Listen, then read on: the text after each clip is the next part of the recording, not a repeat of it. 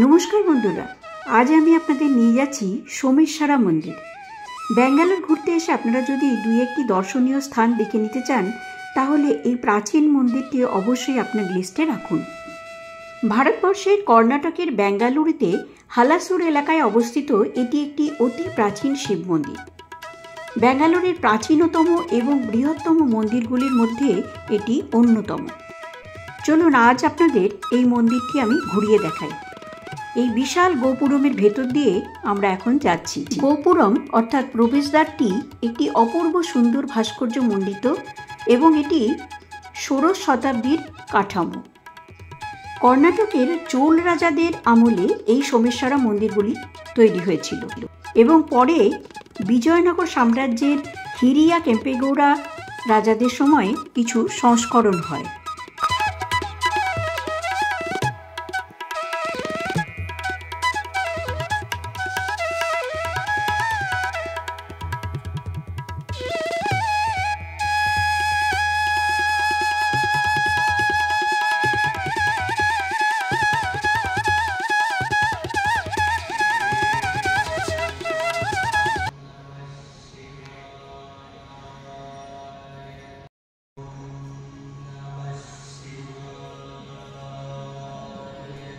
এই মন্দিরে একটি বর্গাকার গর্ভগৃহ রয়েছে, যার চারপাশে রয়েছে একটি সরু গলিপথ।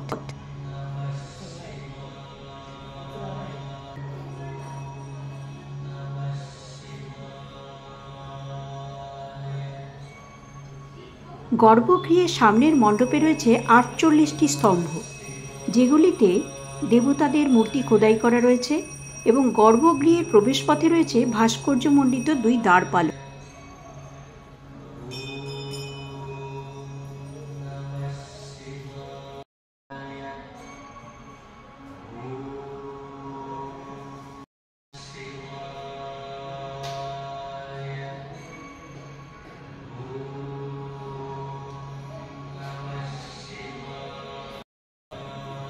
মন্দিরের গায়েও রয়েছে বিভিন্ন দেবদেবীদের মূর্তি এবং নানান পুরাণ কাহিনী খোদাই করা রয়েছে।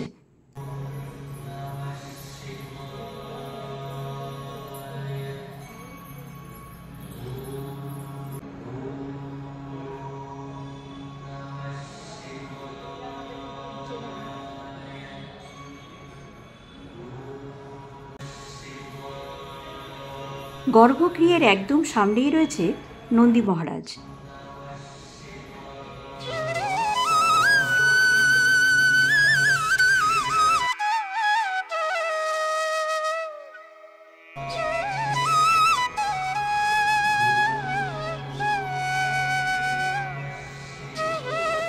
অতি প্রাচীন এই মন্দিরের স্তম্ভগুলির কারুকার্য দেখলে সত্যি অবাক হতে হয়।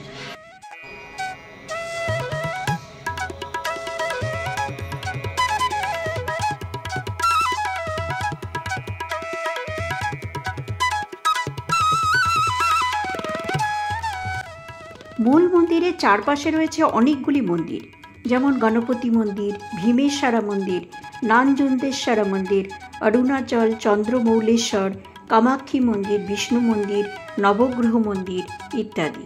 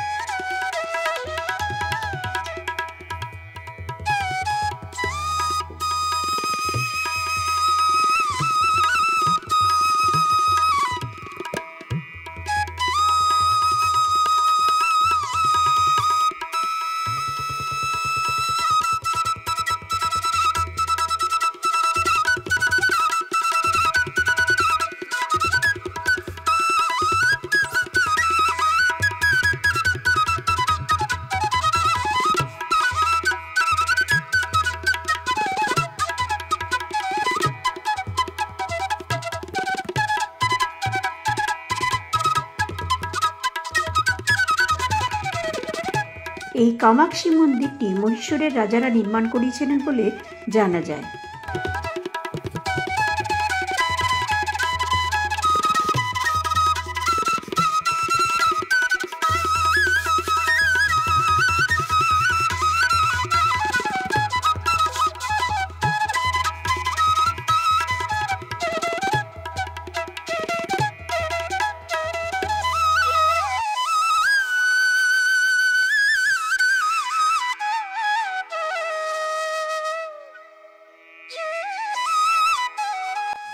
আপনারা যদি সন্ধ্যাবেলায় এই মন্দির দর্শন করতে যান তাহলে সন্ধ্যে 7টার সময় আরতিও উপভোগ করতে পারবেন।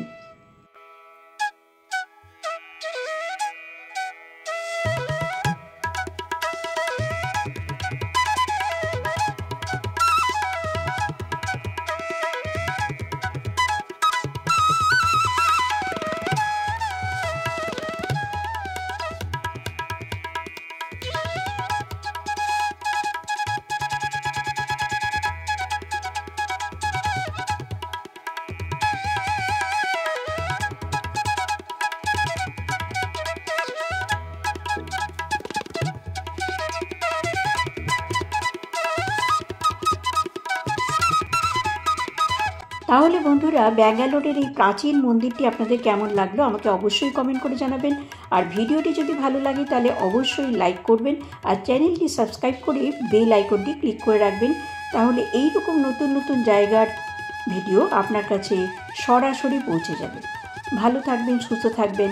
দেখা হচ্ছে পরের ভিডিওতে।